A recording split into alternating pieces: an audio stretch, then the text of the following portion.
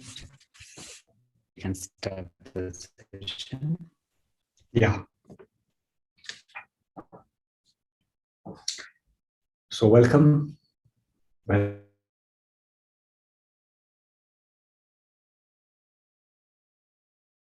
Welcome to day 3 as we move forward. Session on RajaYoga.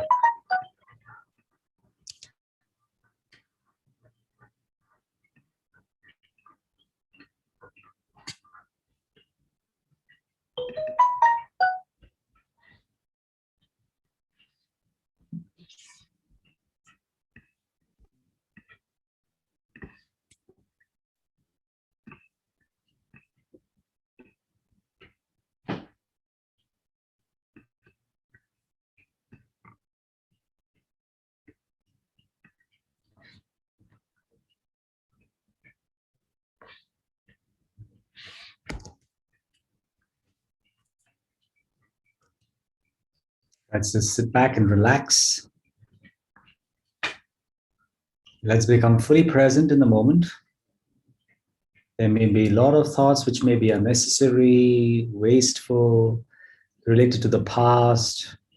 I mean, certain things that you are expecting, whatever is there in your mind right now, just check it, have a look at it. Don't worry about whatever thought it is, just absorb.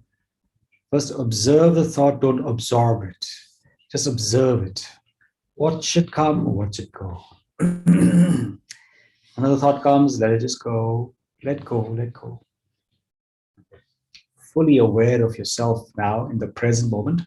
I am at this point learning some of the most deepest secrets of life. And so I'm fully present and aware of myself here.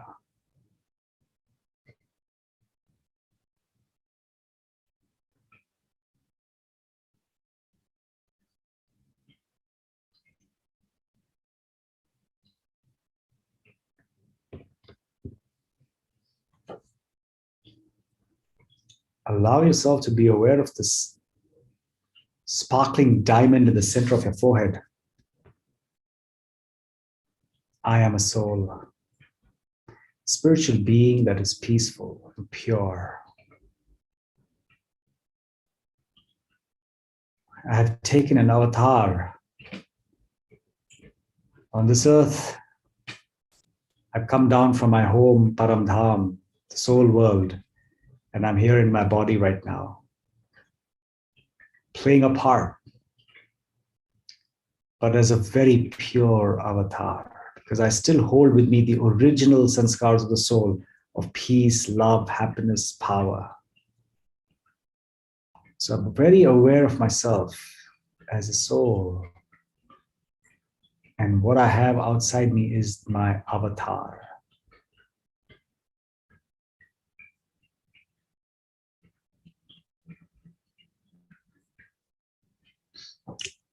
All right, so with that, let's start.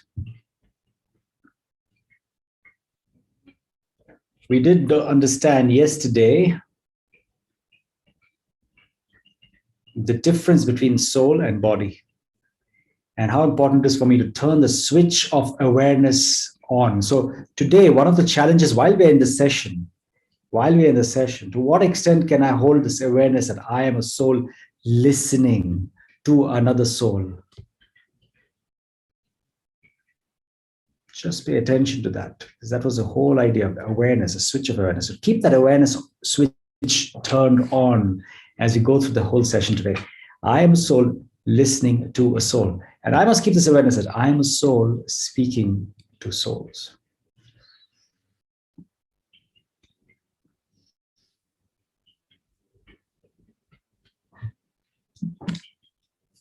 Okay.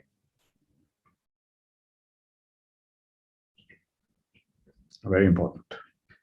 We can do everything we want to do, everything. We're listening, we're speaking, we are writing, doing whatever we want. We're just holding this awareness, I, the soul, speaking to another soul.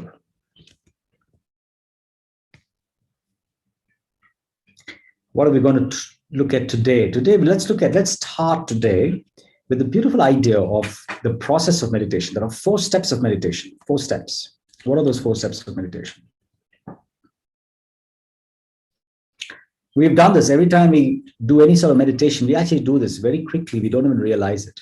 Today, let's do it in a little more longer way. And so let's just take this particular quality of peace. Let's meditate on peace and see how do we follow that process of meditation whilst we contemplate on this word peace. So let's take this word peace. All right. So this is what I'd like you to do now. I want you to think about yourself. Withdraw your senses from outside everywhere and just reflect back into your own self now. And I want you to say and understand that you are a being of light, a soul, a spiritual being of light. Withdraw all your senses going inside.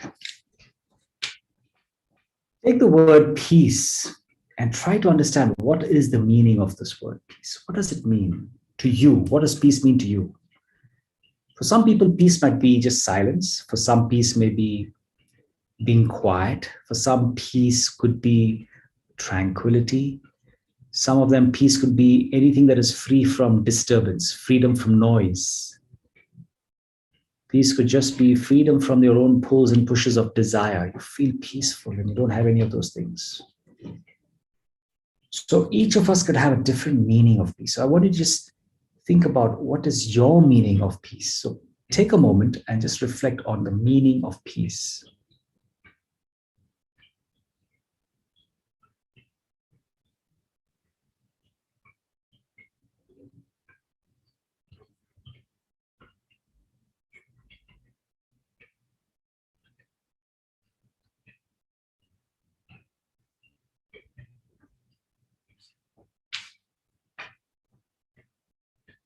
Go a little deeper into that thought. If you thought peace was a space or state of mind when there is no noise of any waste or negativity, go a little deeper inside and try and understand, what does that really mean to you? What does it mean to be free from noise, free from waste, free from negativity? What does that really mean?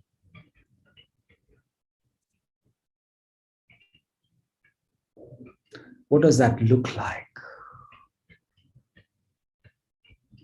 What picture comes to your mind?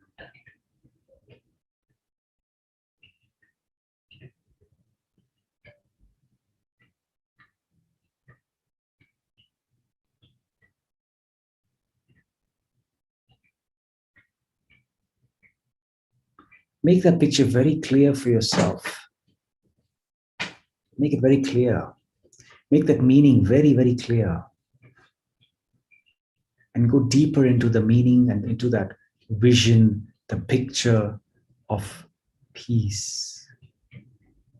And let that feeling grow, expand it.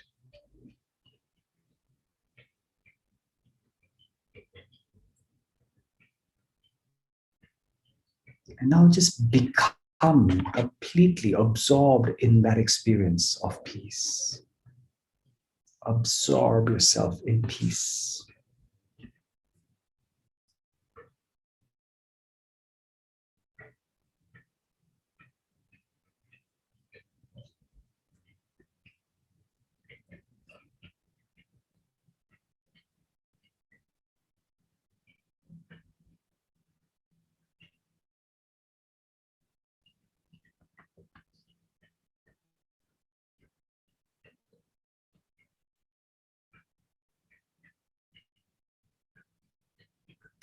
Okay, thank you.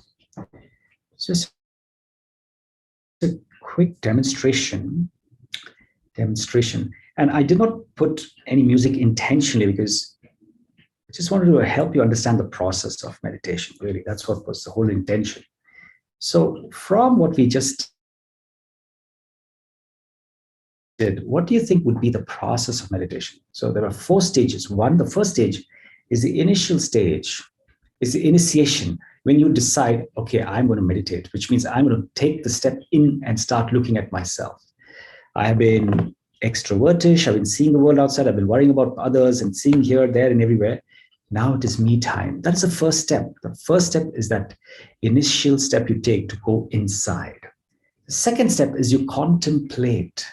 You take something which is a very pure thought, an idea, a virtue, a quality. It could be a characteristic about yourself, or it could simply be the supreme soul. It could be something to do with the way things happen in drama around us. So any thought that is a spiritual idea you would like to take and you want to mull over, you want to churn it into, let's say, taking the cream out of it, right? The butter from it. So if you take any nice thought, a spiritual thought. So firstly, who am I is a very deep thought. And then when I understand that I'm peaceful, then understanding, okay, what is the meaning of peace? What does peace look like? What does it feel to be peaceful? When was I last peaceful? What really helps me to get into peace? Sometimes I'd go away from peace. What are those things that takes me away from peace? So, all right, so these are certain things I should avoid. This is what peace really means. So that's contemplation. You're having a lot of thoughts in that one direction. And as you have the contemplation and you start having more clearer vision, a more clearer picture of it, you then start concentrating like a laser focus. You actually, one thing now you have in your mind, that is peace. There's nothing else your mind holds at this point in time except peace. And I am this person who's peaceful. And then I'm able to understand it, and I'm also able to start experience it now, because there's focus on the word peace, on the feeling of peace, on how does peace look, and the fact that I am that being. So all these things put together, we start focusing, which is called the third stage. So you first have the initial stage, you have the contemplation. And the third stage is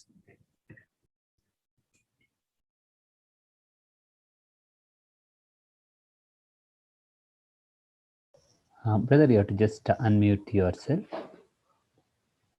Okay, sorry. Yeah, okay. So contemplation, then we go into, when you contemplate on anything, you slowly but steadily start concentrating in it, right? If you start looking at yourself also, there are times when your mind is engaged and engrossed in a certain thought. And then it's so engrossed that you start focusing so much in that even if something very major takes place, you don't even know that. Sometimes you're watching television and there are so many things happening around us, we don't even know it. That's the amount of concentration. So in concentration, you just have that singular thought of peace, that feeling of it, you're experiencing it. And that experience, as it grows, you start having the last stage of thing, it's called realization. When you're not just at the thinking level now, you're not just thinking that I'm a peaceful soul, but now you are a peaceful soul. You are an experience of it. You can feel, what does it really mean to say these words, I am a peaceful soul. You're not just saying it, you're not just contemplating on it, you're not just concentrating on that thought, but now you are the embodiment of that thought. That's the realization. Now, it is not necessary that the moment you have a meditation for 3, 4 minutes, you always have to get into the stage of realization. Even if you're able to contemplate properly, it's a beautiful progress. Initial, okay, let me turn in words. Let me start contemplating on peace. The mind will suddenly go to some other place. No problem. Invite it gently back. Say, okay, what is the meaning of peace? What does it mean when I say I am a peaceful being? How does peace look like? How does peace feel? What are some of the things that remind me of peace? So these are all things that I'm contemplating on. Remember, when somebody says that I'm not able to concentrate, well, concentration comes later. First comes contemplation. You should start contemplating. The more you keep contemplating, then your concentration also will start. You will start concentration, but you don't contemplate, which is why the concentration doesn't happen. So what happens is the mind today is so used to contemplating things outside of me. I'm contemplating on other people. What did that person say, how did that happen? My work, my job, the bank, the electricity department, the cable company, something to do with the food, cooking, and all those. That's where the mind is always there. I am contemplating on those external factors, and so my concentration also is over there. And so whatever feelings and experiences I have is also to do with the external aspects of life. So now I'm trying to do something very different, which is why even if I can hold myself for some time and I'm able to contemplate on positive thoughts, contemplate on spiritual ideas, concepts, that's a big deal. Because what happens is many times, even what we have tried to do is we've been doing a lot of things which have been trying to get, trying to be in my favor. However, the mind has always been wandering. So even if I'm doing something which may be very high in terms of its quality, but if my mind is not there, if my mind is elsewhere roaming around, whatever you're doing doesn't really make sense. So the biggest idea is to see how you can keep the mind engaged with you. And that's what is this whole thing called contemplation. So there is a lot of questioning, answering. What does that look like? What is this like? How does that feel? How does that seem to be? Okay, what else? And what more? All these questions you keep asking yourself. So what happens when you're keeping on asking yourself questions on that one particular idea, one thought on something spiritual, then you're always going to keep in that direction. You're not letting the mind wander away. So that's a very good stage. When you start doing a good amount of contemplation, you automatically funnel yourself into concentration. You will start seeing that there are lesser and lesser thoughts. Yeah, because then you don't have too many thoughts. When you start contemplating, you're reducing the quantity of thoughts. Our quality of thinking is increasing. As I'm contemplating, I'm having higher quality thoughts. But the quantity of thoughts are going down, and therefore you're focusing now on just those few thoughts. And you're expanding on that. You're going deep into those thoughts. You're trying to understand what do they really feel like. And then you're getting into concentration. So here in concentration, the quantity goes even further lesser. There's lesser quantity, far higher quality of that thought. When I say quality, it's a factor of the experience that you start having. It's a factor of the fact that you actually are not having external thoughts anymore. It's about the internal thoughts. So quality is more contemplative thoughts about yourself, contemplative thoughts about the supreme, contemplating thoughts about the drama, and I'll talk to you about drama as we go forward, but it's all about how things are around us. For example, one of the things in drama we have an anchor thought. Whatever's happening, there is a reason behind it. So even contemplating on that, contemplating on the fact that I am an avatar, contemplate on that idea. So these are qualitative thoughts. They are aligned towards our own development, spiritual development. They align towards our own progress and towards peace, giving us more happiness, more joy, more love. That's why it's qualitative. They are able to help us expand our qualities. So they're qualitative thoughts. So you have qualitative thoughts. And so the quality keeps increasing as you start contemplating and you start concentrating. Higher and higher quality. And then finally, you become that quality. You actually experience an embodiment of it. It's like the aha moment. Eureka, I found it. So now, once you've experienced that I am peaceful, nobody can come and take you away from that, because experience, they say, is the best teacher. You have experienced peace by just sitting down and concentrating and contemplating. Everybody else in the world is saying, no, how can you be peaceful? Unless everything is peaceful around you, you cannot be peaceful. Everything has to be okay. You see so many challenges. There are so many things happening here. How can anybody be peaceful? You say, well, I'm not sure about that. But let me tell you one thing. I know I am peaceful. Well, how can you say that? I've experienced it. No, prove it. You don't have to. I know it. I have the experience of it. The experience is your best teacher. So what you got to do is you got to keep practicing. Keep getting into this beautiful, wonderful cycle of taking any thought which is qualitative. It's to do with yourself, to do with spirituality, to do with the Supreme Soul. Take any thought like that and then just churn, contemplate, churn on it.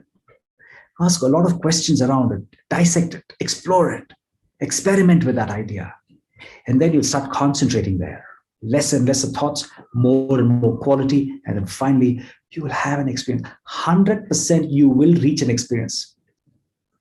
And then once you're in the experience, you really feel nice. You can stay there for some time and just enjoy that experience.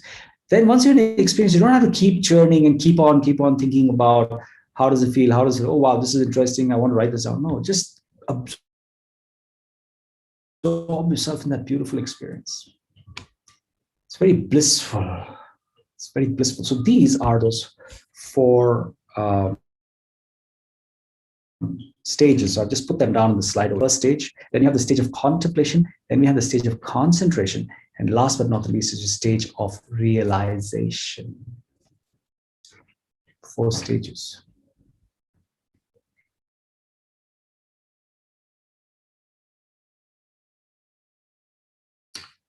Now, meditation has become so easy. Whenever you're doing meditation, don't worry whether I'm this stage, have I gone further or not?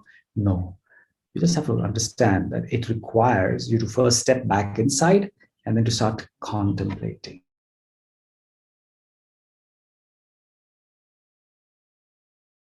on qualitative thoughts. And you will have a realization. Real eye. You know what's real eye? It's like the true eye opens up. This is the eye of the soul. Now it's theoretical, but the moment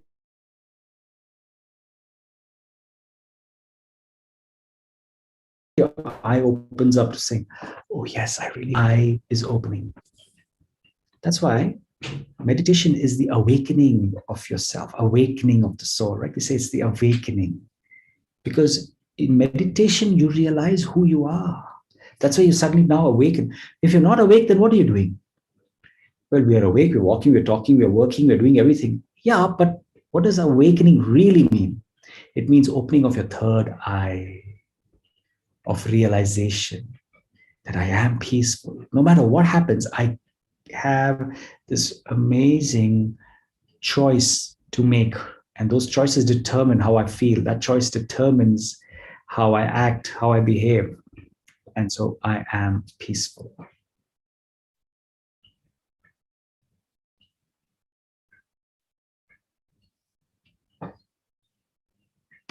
Now that you know the 4 stages of meditation, any questions on that? If there are any questions, I'll take questions. Otherwise, I'll go to another very beautiful aspect in continuation from yesterday when I said that we have to keep the awareness on, switch on. So now let's check yourself. Our challenge for the session was, whilst I'm listening to the session, I must stay aware that I am a soul listening. And I must stay aware that I am a soul speaking through this mouth. You must be aware that you are a soul listening from your ears. That's your awareness. You are an avatar listening to that particular, through your costume. All right. So that's how we need to be able to have these thoughts. Now, let me take you into a very important aspect of meditation, which is the 3 faculties of the soul. The 3 faculties of the soul. We mentioned it yesterday. They are the subtle senses of the soul also. One is the mind. Second is the intellect. Third, sanskars.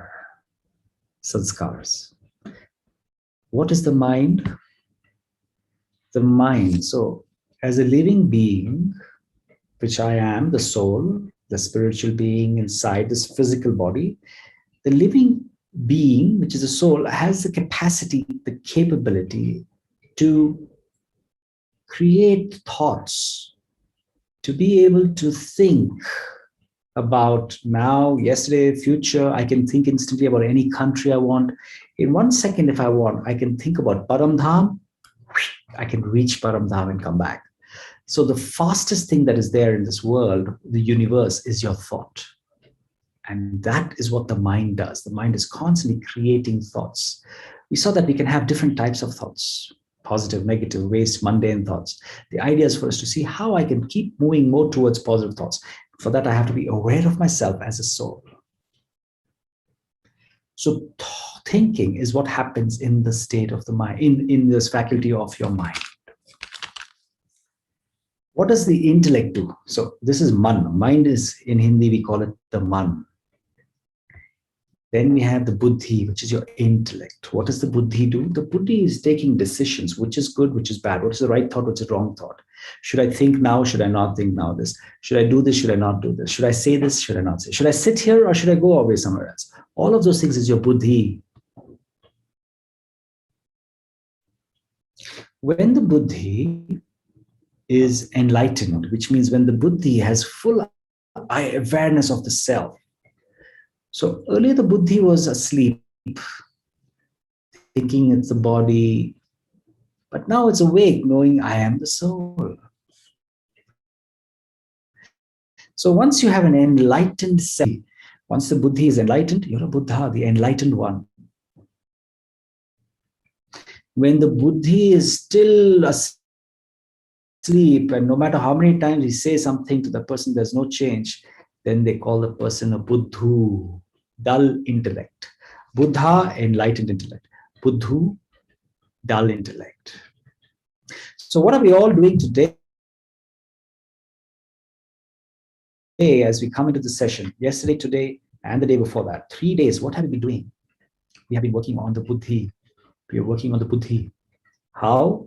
We have been learning to realize that I am a soul. I always thought I was the body, but now there's an awakening and I am a soul. And now I know that as a soul, I am peaceful, loving, happy, pure, all of your souls. And so, wow.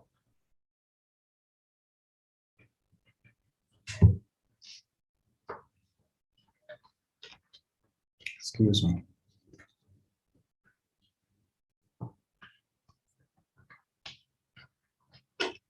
So, the soul is drinking water through the body. It doesn't reach the soul at all. The soul is never hungry. It never eats for itself. It never can be destroyed. It can never get burned. All those wonderful things we know about the soul, right? It's the body that requires all these things, the physical body. The soul instructs and says, okay, go ahead, do it. So the intellect is the one that takes decisions. Intellect is taking decisions. Do this, do that. No, don't do this now. We are sitting in front. There's a recording taking place. Don't do it. Who's telling you all that? That's your intellect. Nirnay, Shakti, the power to decide and discern is by your intellect. And that is one of the most important aspects in life, right? Whatever I'm doing today, it's because of certain decisions I've made in the past. That's why I'm here sitting right now. If I had not decided to buy a laptop which had this facility, I would never have been able to sit in front of you and speak like this if I didn't have a laptop or a phone or whatever. So we make decisions based on what we want to do in life. And those decisions are actually the intellect. And now imagine how important that intellect is now. You take the right decisions, you're doing the right things. You take the wrong decisions, you're doing the wrong things. It's okay. We are all, make mistakes, and that's perfectly okay. I'm never against making mistakes. The thing is, when I make mistakes, how quickly am I learning and changing? So that's what the intellect is able to do. It sees it, understands it, does something. If it does a mistake, fair enough. Let me quickly move forward and do something better. And unless you learn a lesson and change, your intellect is going to keep making you feel guilty, going on saying, come on, when are you going to change? You learned this lesson. You've done something wrong. Now, please change.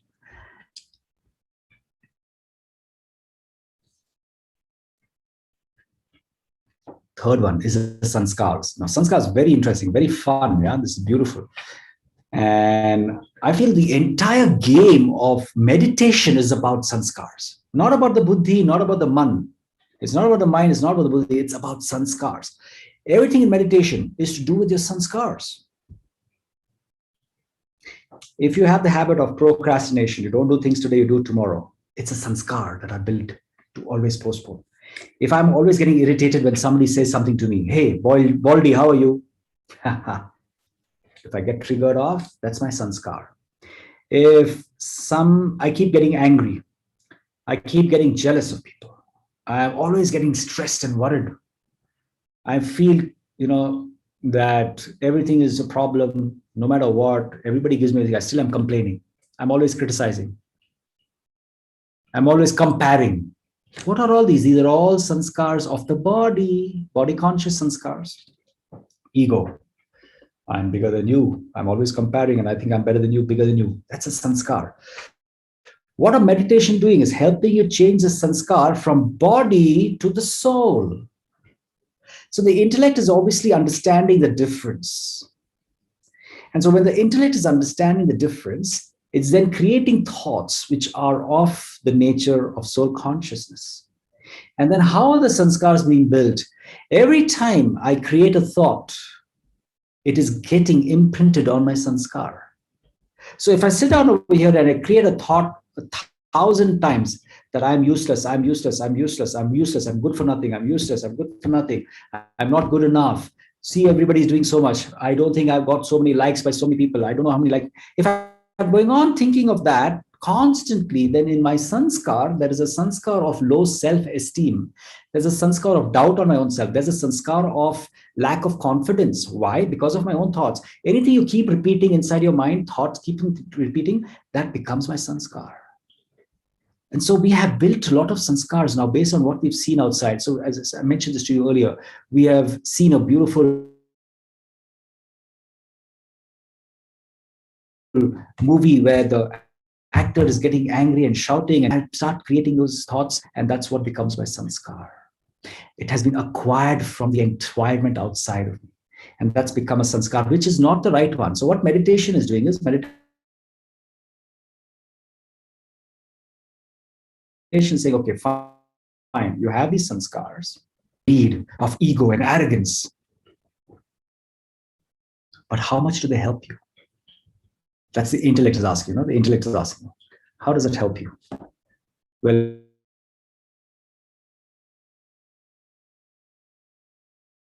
when I'm egoistic, I'm trying to hold on to an image. When I'm egoistic, there's a lot of insecurity inside. I might just yap, boast off, and keep telling people, but I'm very conscious about my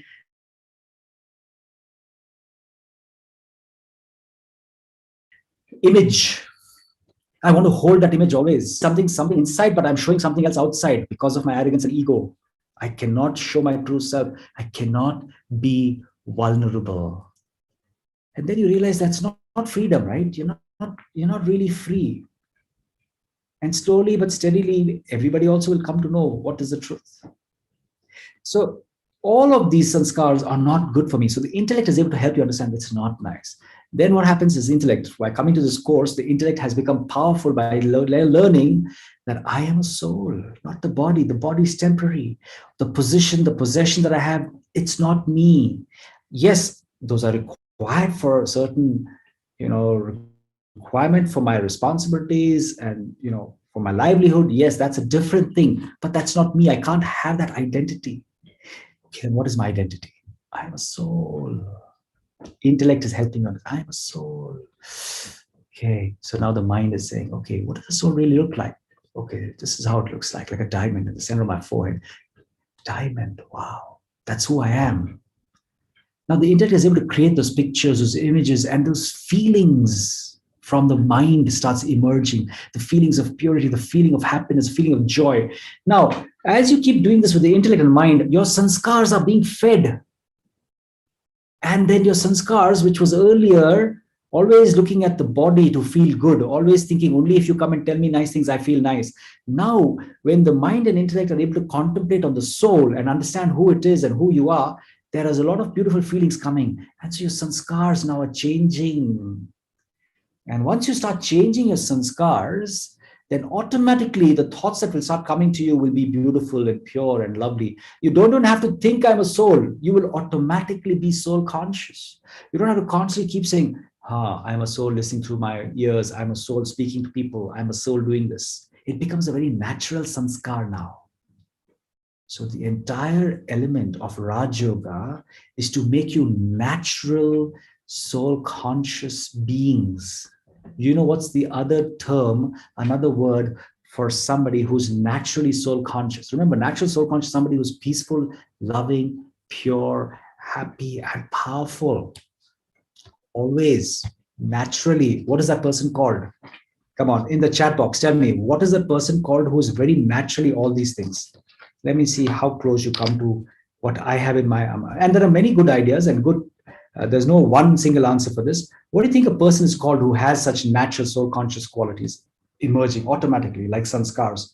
Soul conscious sanskars, a person, what do you call that person? Chat box, please. Let us all hear.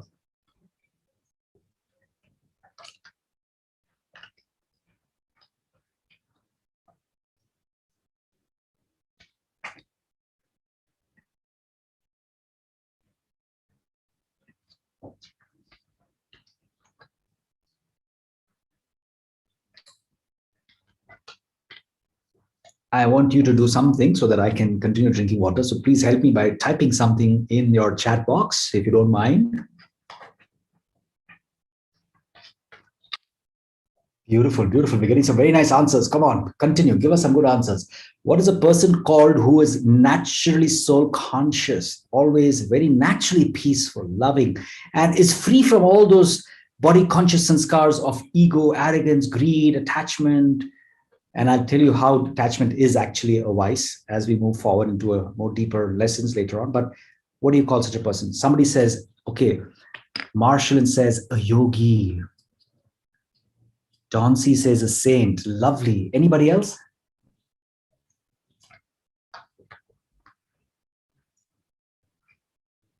No, there are only 2 people we are having in this place. I'm sure we have more. A person who acts like lotus, detached from earthly life. Wow, I like that example of a lotus. Very beautiful. A karma yogi. Very nice. Karma yogi. One who's able to do actions and still is in this connection of themselves. A genius. Wow. Okay. A genius. Beautiful. I like this idea of a genius, right? A genius is somebody who's just doing certain things, which is repeatedly, you're doing something in a very repeated fashion, which is good stuff that you do, and that becomes a habit for you.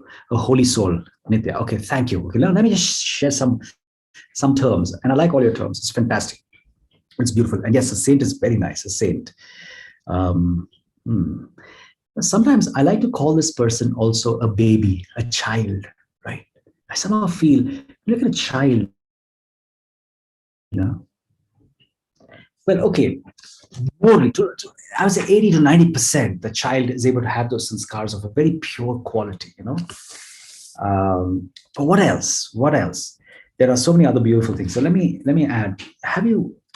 I'm going to put this over here. An angel, a deity, which is a devta. You know, an angel, a devta. These are 2 things I thought. I like the word yogi as well, because truly speaking, a yogi is somebody who's equal, who does not get swerved, and who's so conscious, God conscious. That's what a true yogi is really. But this is what we call an angel. Detached yet loving. So I like the example of the lotus, you know, detached, but still you're connected and you're loving. So an angel is detached from the body consciousness, but is totally soul conscious, connected to the Supreme, and is able to serve and continue like you and me. So it's not about an angel being somebody else who's superhuman. No, you and I are angels. The moment we take on this place of soul consciousness, you're an angel, you're a deity. Because the deity is what? Always giving. Devta. They say Devta. Devi, Devta. Devta. The biggest sign of a Devta is giving. Soul conscious people, what do? They're only giving. Body conscious people are only taking, receiving, getting. That's why they say man gets and forgets. But God and also all the deities, they give and they forgive. Give and forgive. That's why they say to err is human, to forgive is divine. And so when you are able to have these soul conscious natural qualities, you are divine. You're a deity. You're angelic. So remember, very important lesson today.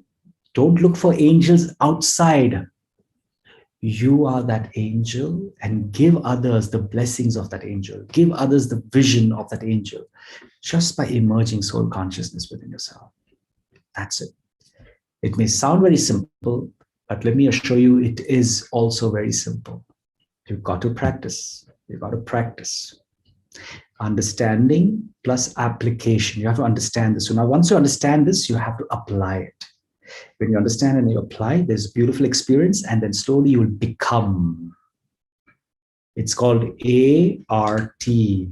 ART. What is ART? You have the awareness, you have the realization, and after that you have transformation. ART. Awareness, I am the angel. I am soul conscious. Realization, you will realize it. That you truly are that angel that everybody speaks about in temples and you speak about in movies and you speak about in so many books. I am that angel when I become this. And then slowly when you realize it, you will start transforming yourself. And then others will start looking at it and saying, what an angel. I'm sure you have seen so many people in the world and said, wow, what an angel. And so it's very much what we are. Okay, so you've just learned the very important aspect of the MIS of the soul, the management information system of the soul, the mind, intellect, and sanskars. How the mind and intellect work. Mind is creating thoughts. The intellect is saying, hey, this is the right thought, this is not the right thought. So we are strengthening the intellect by understanding the course of RajaYoga, strengthening the intellect. So now the intellect is able to say what is nice for the mind to think about, what's the nice for the mind to picture. And so all those things beautiful happen. And as these two work so nicely in the right direction, it is automatically changing my sanskars. It's changing those impressions that are deep inside the soul. And then slowly I'm emerging into becoming an angel and a deity. Remember, we carry only one thing from here. When I leave this body, the soul, when it moves out, what goes with me? My sanskars.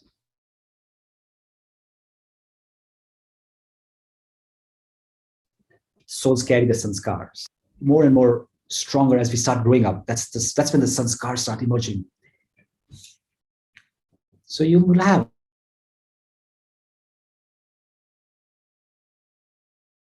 your own brother, your sister, in your family, same school, very different. Why? Environment was the same, right? If the environment is responsible for the way we behave and the way we act and the way we picked up things, then we should all behave the same way.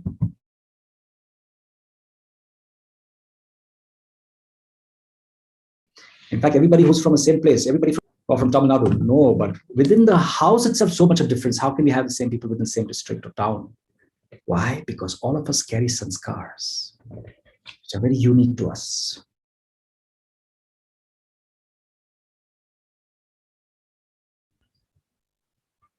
Should become more and more soul conscious and see how we become angels. So now that we've understood the MIS of the soul, I want to share with you the element of the dimension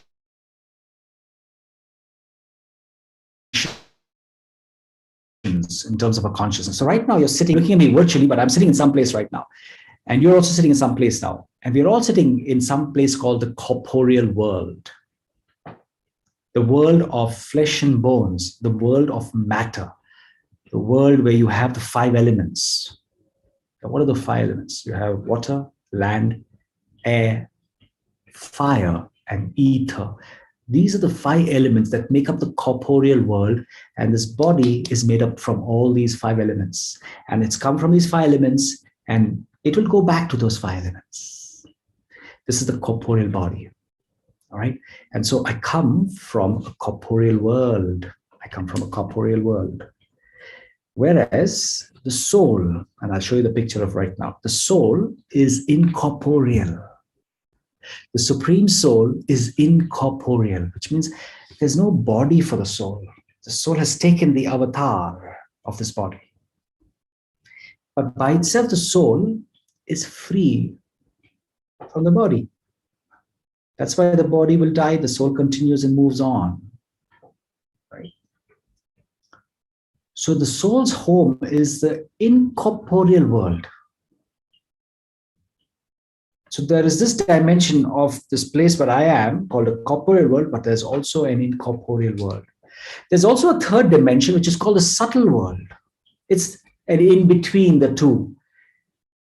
It's called the angelic world as well. So when I become soul conscious and I'm sitting in meditation, I'm actually creating around me this very beautiful consciousness, which is angelic. It's a very different atmosphere. And to a large extent, my mind also, in terms of its frequency, is vibrating at a very angelic region frequency. So it's like this region between where I am right now, corporeal, and there we have the incorporeal, where there's nothing except souls. But in between, there is a subtle region. We call that the angelic region. And you'll get more and more clarity about the angelic region as we go into the advanced course. But for now, just remember these two very distinct dimensions. In fact, the three dimensions is called the Trilok. You know, we speak about Trilok. There are three lokas. What are the three lokas? It has nothing to do with hell and heaven and all that. It just has to do with the corporeal, the incorporeal, and the angelic. On this earth itself, you have the, experiences of heaven and hell. And I don't have to explain that to you. We all know it, right? When there is heaven here, when there is hell, it's all around us. We can see it. So the idea, the three worlds that we talk about is these three worlds. In Hindi, they say Sakar, Sukshma, Sakar Vatan, Sukshma Vatan, or Paramdham, which is your incorporeal world. So here are those two pictures of the worlds that we spoke about. So on the left-hand side, obviously very clearly is the globe that we are in, but not only the globe, we speak about all the other aspects of the dimensions of, let's say, consciousness. So of matter. So you see the stars, the satellites, you see the other planets, the galaxies around us. All those things put together is the corporeal world. Whereas the right side, where you see here, this is the angelic world, the world of light, the world of souls. The light is automatic, golden red light. And that's where we all souls reside, and we come from there into this world to play our parts. Those are the three dimensions. So now let us sit down as we are, wherever we are, and contemplate on some very beautiful thoughts. All right, so I'm going to play some very nice, very interesting, very lovely music for you. And we'd like to have some interesting meditation. So remember, we have to step in first. So get ready, start stepping inside, clear yourself from everything else, and get ready to take the initial step of meditation, which is to step inside.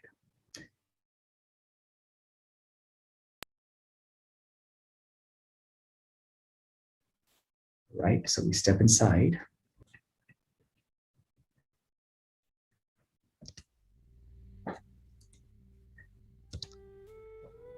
And now I want you to create this thought for yourself.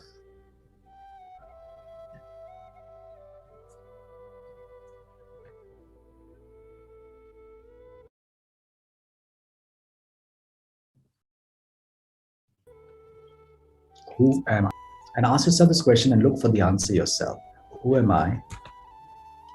And why is answering that important?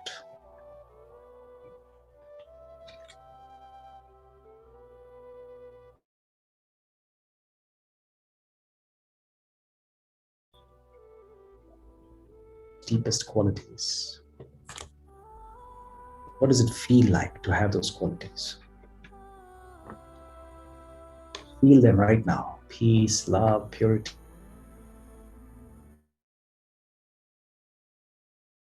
happiness. Feel those qualities. And have all, I am the soul. All my energies are in the center of my forehead right now, and I feel very peaceful, calm, very collected.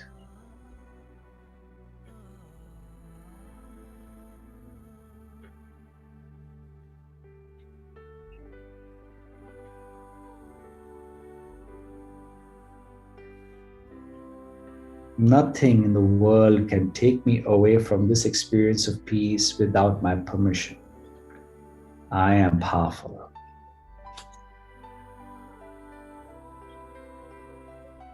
I have the power to face, to tolerate, And I also can discriminate what is right from wrong, what is soul consciousness, body consciousness. My intellect has now been awakened. I am a Buddha, enlightened being. I know who I am. Because of that, everything else has been sorted out.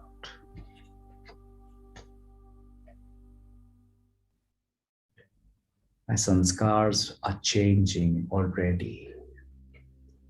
I'm becoming an angel, a divine being.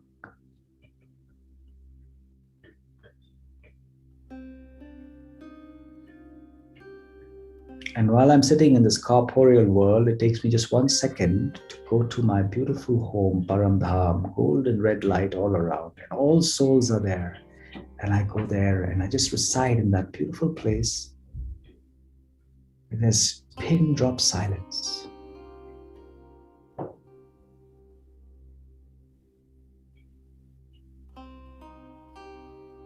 Only one experience. Oh.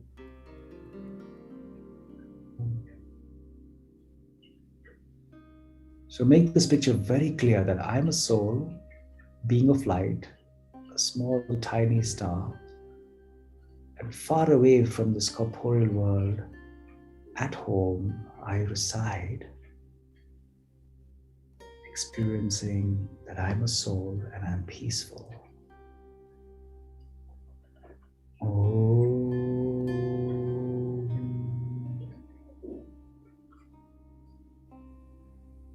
Oh.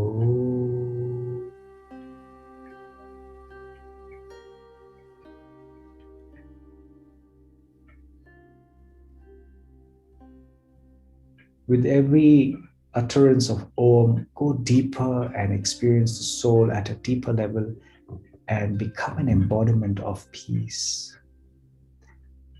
Oh.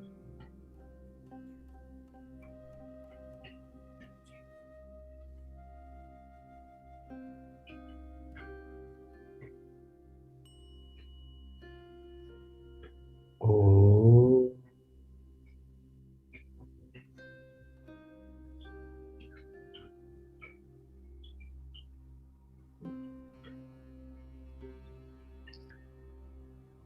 Oh.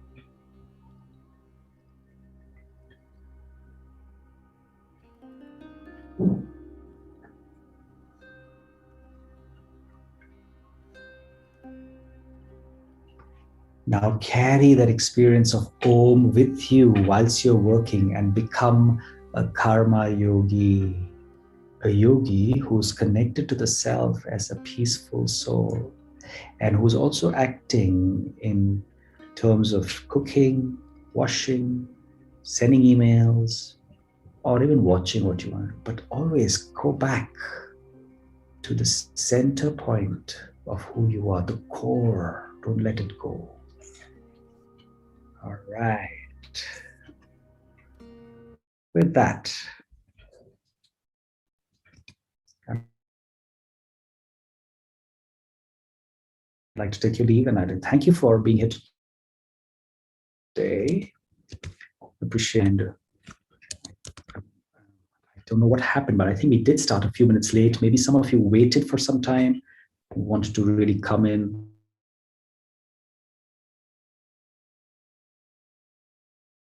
Maybe some of you were wondering, will not happen tomorrow. So you all can be on time and we'll see you at the same place at the same time on the 22nd of July on a Thursday. It's a beautiful day. And guess what? We're going to talk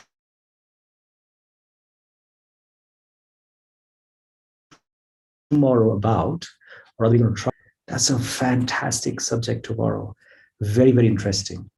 And it's going to really help me develop a very beautiful connection with the Supreme. It may be very nice